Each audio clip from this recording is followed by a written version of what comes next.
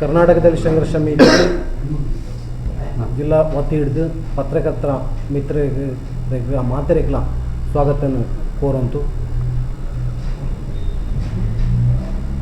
ಮಾನ್ಯ ಸಹಾಯಕ ಕಮಿಷನರ್ ಮೂಲಕ ರಾಜ್ಯಪಾಲರಿಗೆ ಮನವಿಯನ್ನು ಸಲ್ಲಿಸ್ತಾ ಇದ್ದೇವೆ.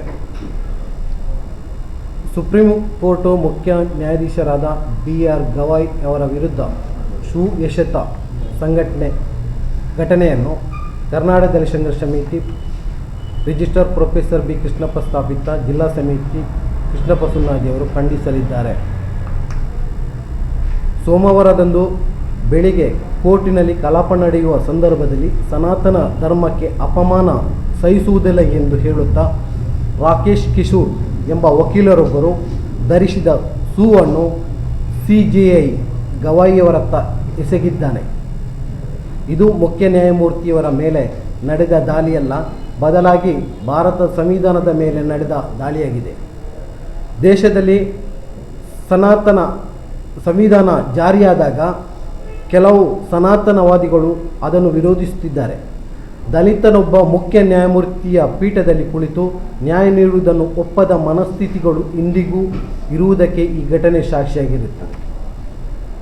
ವಿವಿಧ ಪ್ರಕರಣದಲ್ಲಿ ಕೇಂದ್ರದ BJP ಸರ್ಕಾರದ ತಾಳಕ್ಕೆ ತಕ್ಕಂತೆ ಆದೇಶಿಸುವಂತಿಲ್ಲ ಹಾಗೂ ಗವಾಯಿಯವರು ಒಬ್ಬ ದಲಿತ ಸಮುದಾಯಕ್ಕೆ ಸೇರಿದವನೆಂಬ ದ್ವೇಷ ಭಾವನೆಯಿಂದ ಈ ಕೃತ್ಯ ಎಸಗಿದ ಆರೋಪಿಯ ವಿರುದ್ಧ ಕಠಿಣ ಕಾನೂನು ಕ್ರಮ ಕೈಗೊಳ್ಳಬೇಕೆಂದು ಕರ್ನಾಟಕದಲ್ಲಿ ಸಂಘರ್ಷ ಸಮಿತಿ ರಿಜಿಸ್ಟರ್ ಪ್ರೊಫೆಸರ್ ಬಿ ಕೃಷ್ಣಪ್ಪ ಸ್ಥಾಪಿತ 47, 74, 75 ದಕ್ಷಿಣ ಕನ್ನಡ ಜಿಲ್ಲಾ ಸಮಿತಿ ಇದನ್ನು ಆಗ್ರಹಿಸುತ್ತಿದೆ.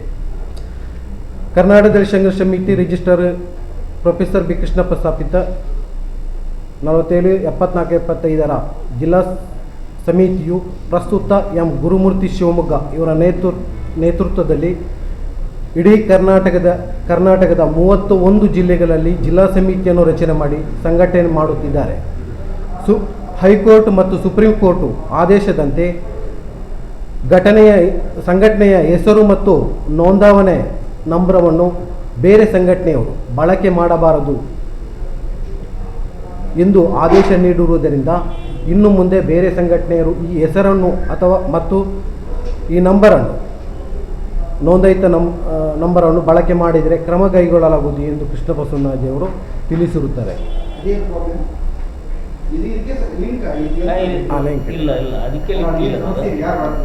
ಗವಾಯಿ ಅವರ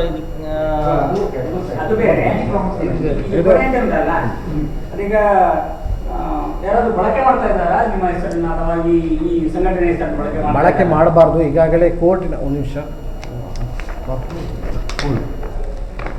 ಈಗಾಗಲೇ ಸುಪ್ರೀಂ ಕೋರ್ಟು ಒಂದು ಆದೇಶವನ್ನು ಕೊಟ್ಟಿರುತ್ತದೆ.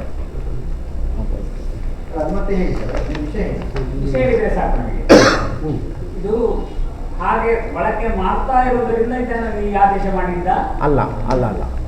ಈಗ ಕೋರ್ಟಲ್ಲಿ ಪ್ರಕರಣಗಳು ರಾಜ್ಯ ಮಟ್ಟದಲ್ಲಿ ಸಂಘಟನೆ ಕೋರ್ಟ್ನತ್ತ ಹೋಯಿತು,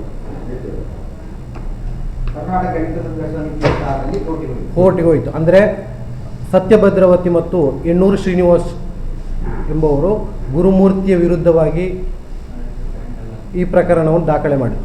ಅಂದರೆ ಈ ರಿಜಿಸ್ಟ್ರೇಷನ್ ನಂಬರು ನಮ್ಮದು, ಸಂಘಟನೆ ನಮ್ಮದು ಅಂತೇಳಿ ಪ್ರಕರಣ ದಾಖಲೆ ಮಾಡಿದರು.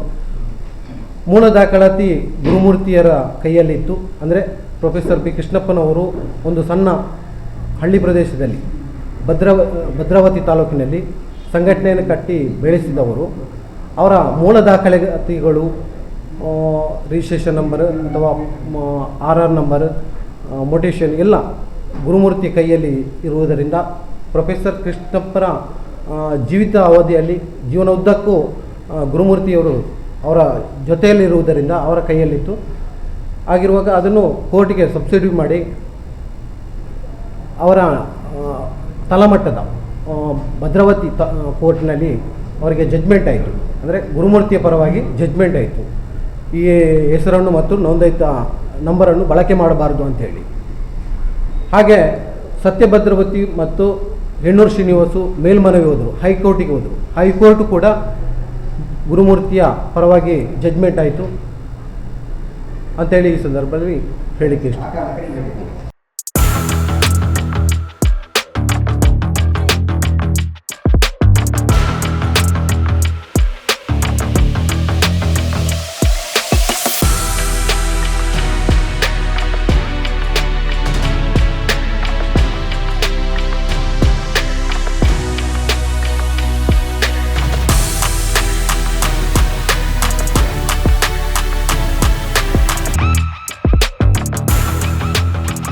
ನವರತ್ನ ಎಲೆಕ್ಟ್ರಿಕಲ್ ಅಂಡ್ ಪ್ಲಂಬಿಂಗ್ 25 ವರ್ಷಗಳಿಂದ ನಂಬಿಕೆ ಗುಣಮಟ್ಟದೊಂದಿಗೆ ವಿಶ್ವಾಸಾರ್ಹ ಸೇವೆ. ಒಂದೇ ಸೂರಿನಡಿ ಅತ್ಯಂತ ಕಡಿಮೆ ಬೆಲೆಗೆ ಗುಣಮಟ್ಟದ ವಸ್ತುಗಳು. Electronics, plumbing, hardware, home appliances, sanitary, LED lights. Navaratna electrical and plumbing, Sachin traders ನ ಮುಂಭಾಗ, ಮುಖ್ಯ ರಸ್ತೆ, ದರ್ಬೆ, ಪುತ್ತೂರು. ಸಂಪರ್ಕಿಸಿ 9003814451 9945521951 990178461.